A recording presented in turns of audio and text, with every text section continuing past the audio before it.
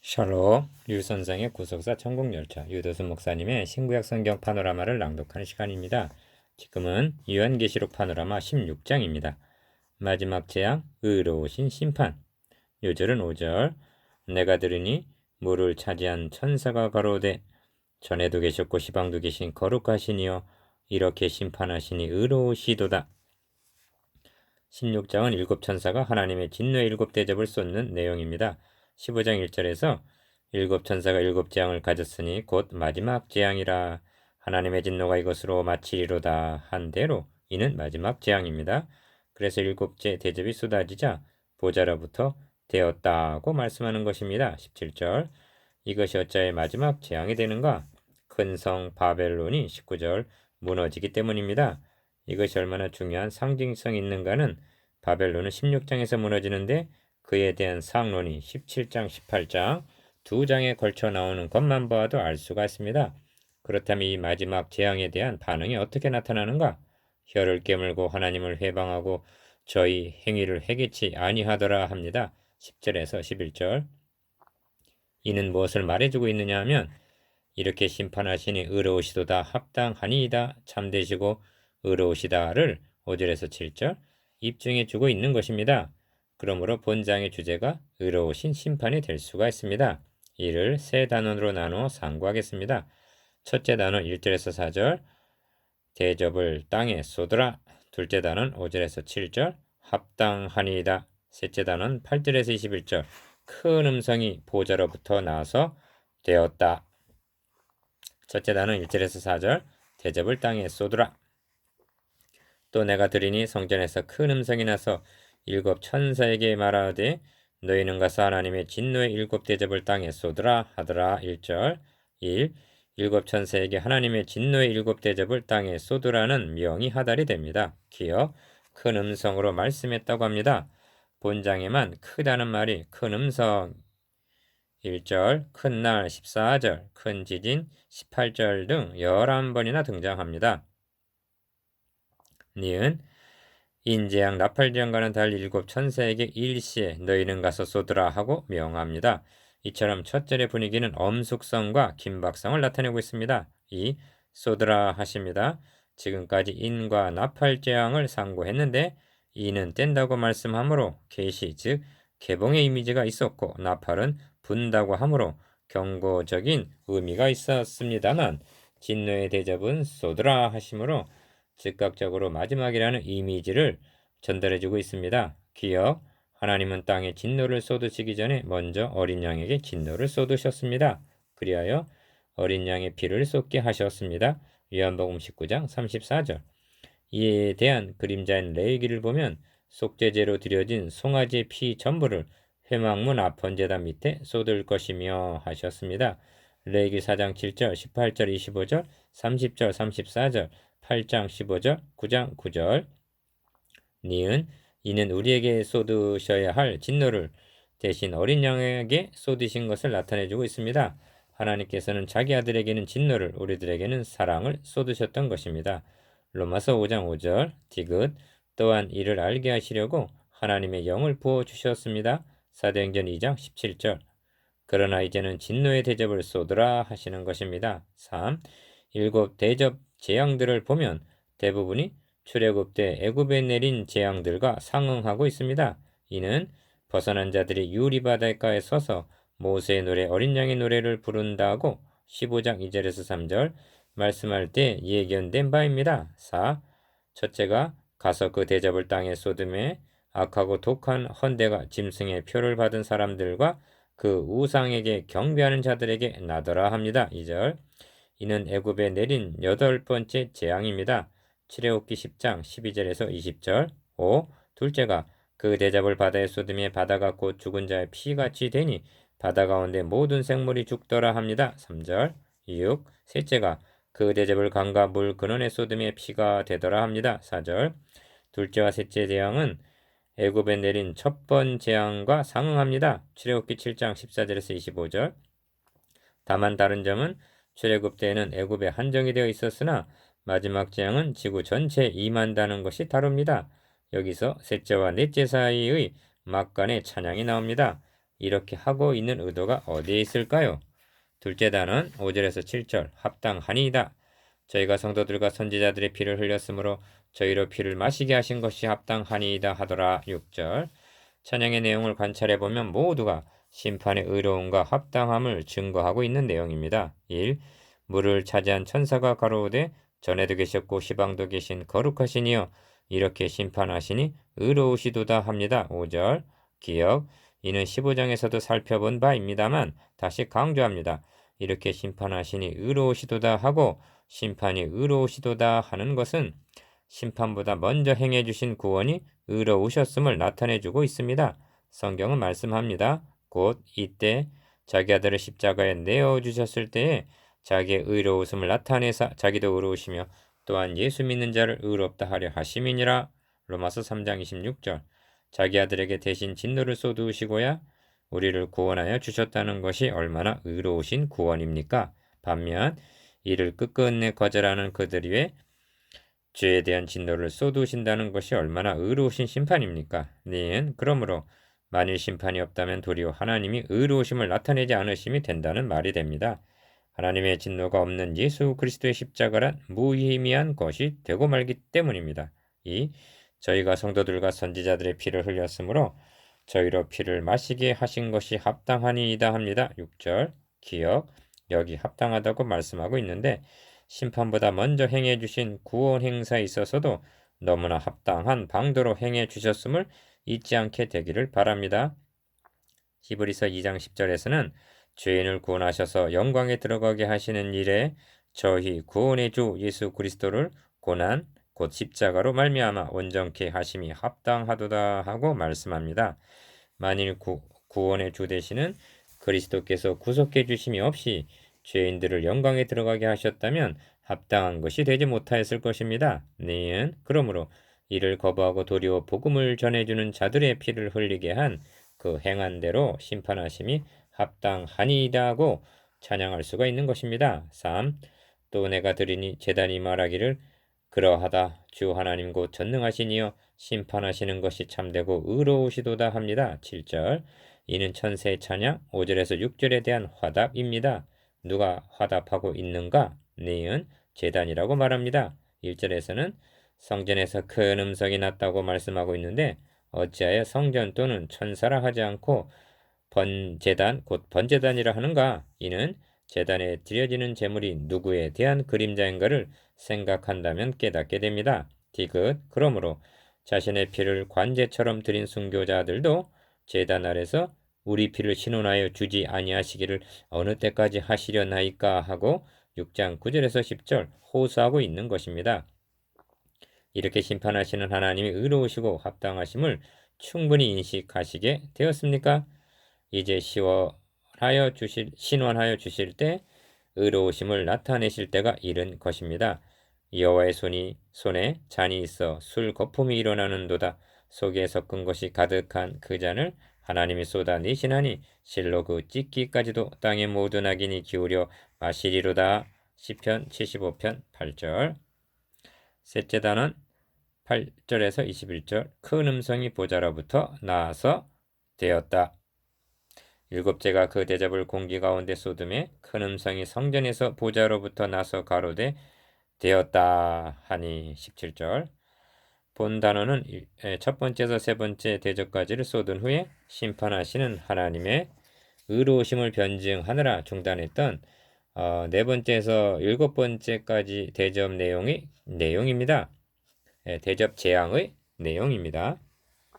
1. 넷째가 그 대접을 해 쏟음에 해가 권세를 받아 불로 사람들을 태우니 8절 이는 애굽에 내린 아홉 번째 재앙의 반영입니다. 출애굽기 10장 21절 그때는 해가 어두워져서 흑암이 있었는데 대접 심판에서는 도리어 강하여져서 불로 사람들을 태웠다고 하는 점이 다릅니다. 기억 이 지점에서 저들의 반응이 나타납니다. 이 재앙들을 행하는 권세를 가지신 하나님의 이름을 회방하며 니은 또 회개하여 영광을 주께 돌리지 아니하더라 합니다. 9절 회개하지 않은 것만이 아닙니다. 도리어 하나님의 이름을 회방하고 대적하고 있음을 봅니다. 2. 또 다섯째가 그 대접을 짐승의 보좌에 쏟으니 합니다. 10절 상반절 짐승의 보좌가 무엇인가? 13장 2절에서 용이 자기의 능력과 보좌와 큰 권세를 그 짐승에게 주었더라 합니다. 기억 그러므로 이는 사탄에 의해 지배를 받고 있는 짐승의 사령부를 강타한 것이 됩니다. 니은 그런데 어떤 반응이 나타나고 있는가? 그 나라가 곧 어두워지며 사람들이 아파서 자기 혀를 깨물고 하늘의 하나님을 회방하고 저희 행위를 회개치 아니하더라 합니다. 11절 이 장면은 주님께서 말씀하신 바 풀무불에 던져 넣으리니 거기서 울며 이를 갈미 있으리라.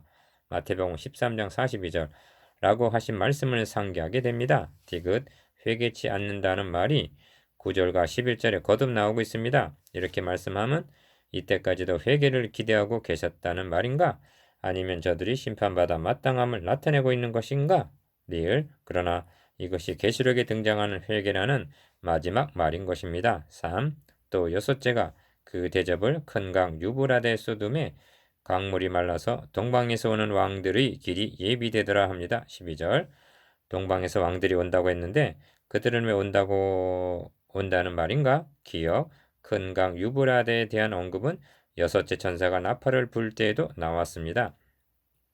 9장 13절에서 14절 그때는 유브라데 결박한 네 천사를 놓아주라고 말했습니다. 그래서 이들이 마병대 2만만을 거느리고 사람 3분의 1을 죽이게 되는 것입니다.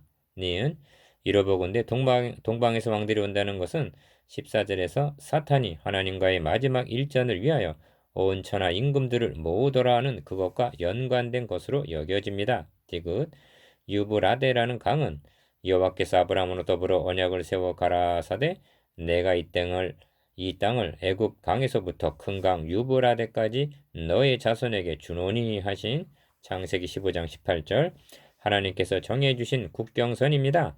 그러므로 열방의 왕들이 이 국경선을 넘어온다는 것은 마지막 결전이 임박했음을 나타내고 있습니다. 이 점이 13절에서 14절까지를 통해서 나타납니다. 4.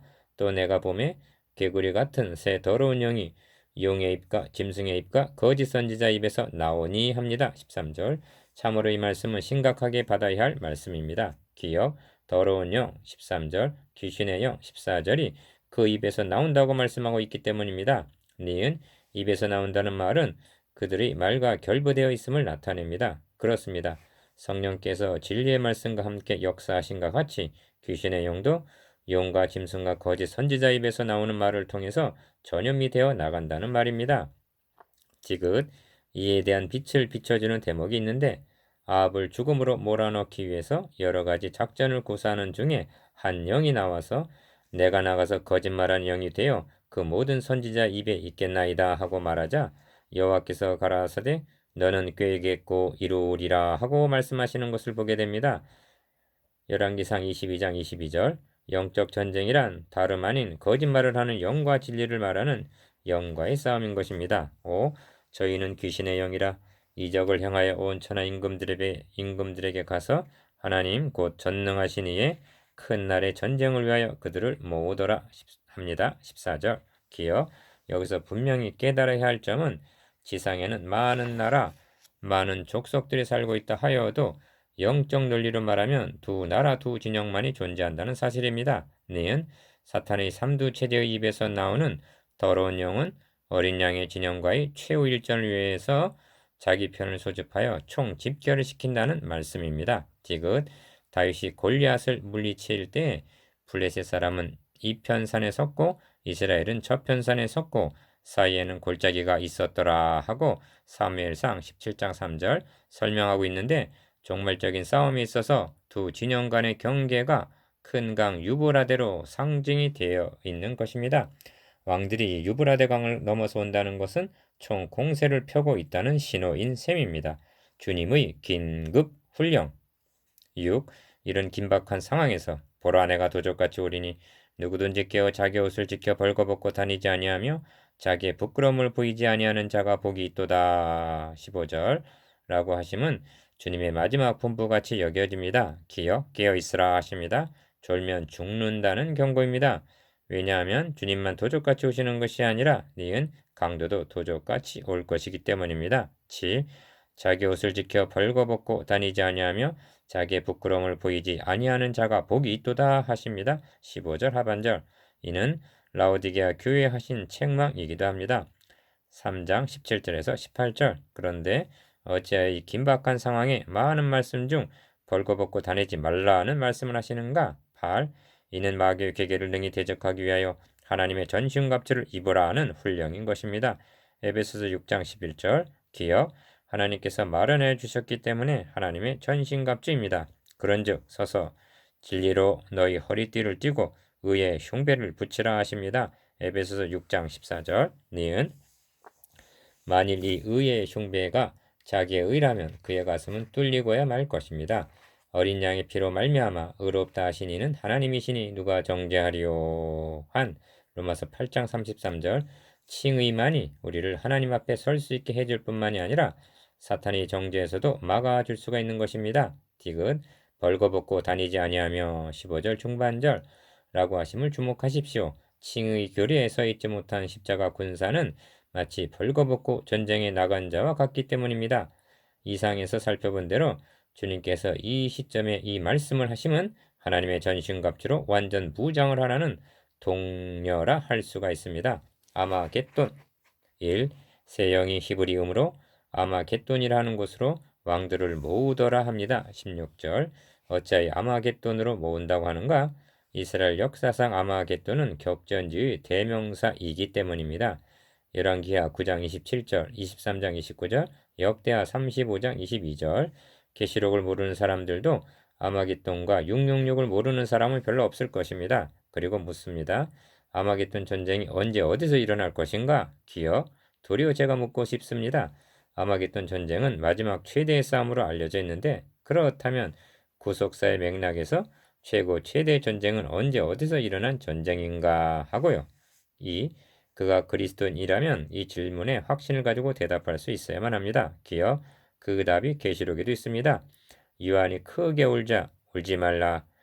유대 지파의 사자 다윗의 뿌리가 이기었다고 말씀합니다. 5장 5절. 니은 그리고 그리스도께서 이기신 최대 격전은 갈보리 십자가에서 벌어졌다는 사실입니다.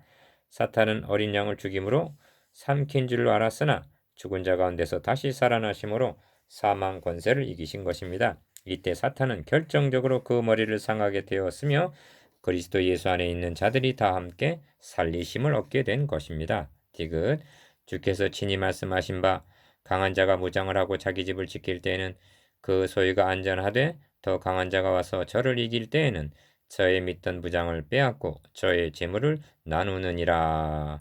누가복음 11장 21절에서 22절 라고 하신 싸움은 갈보리 십자가를 염두에 두고 하신 말씀인 것입니다. 만일 이보다 더 큰 전쟁이 있다고 여긴다면 이는 자신도 모르게 주님의 십자가를 과소평가하는 결과를 가져오게 될 것입니다. 리을 성경은 말씀합니다. 하나님 우리를 위하시면 누가 우리를 대적하리요? 누가 능히 하나님의 택하신 자들을 송사하리요?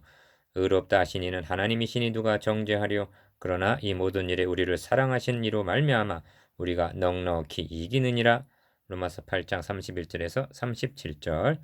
이 넉넉히 이김은 오직 십자가로 말미암아 가능하여진 것입니다. 3. 그러므로 여기 중요한 원리가 대두되게 되는 것입니다. 기억 1장에서 말씀드린 바 이제도 계시고 전에도 계시고 장차 오실 이라는 1장 4절 원리입니다.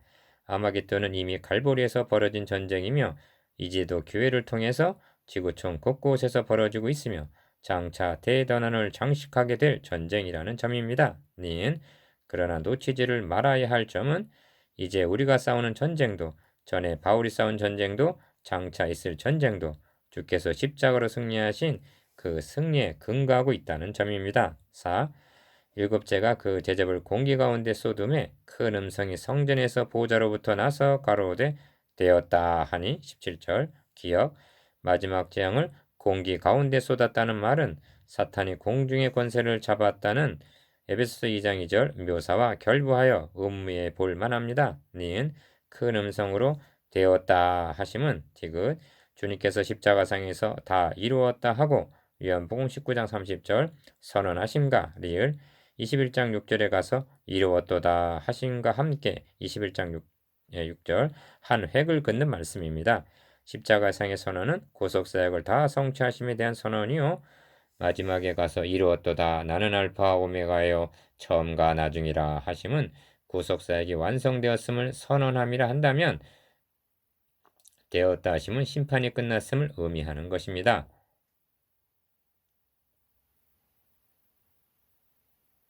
5. 심판은 바벨론이 하나님 앞에 기억하신 바 되어 그의 맹렬한 진노의 포도주 잔을 받는 것으로 19절 종결이 되고 있습니다.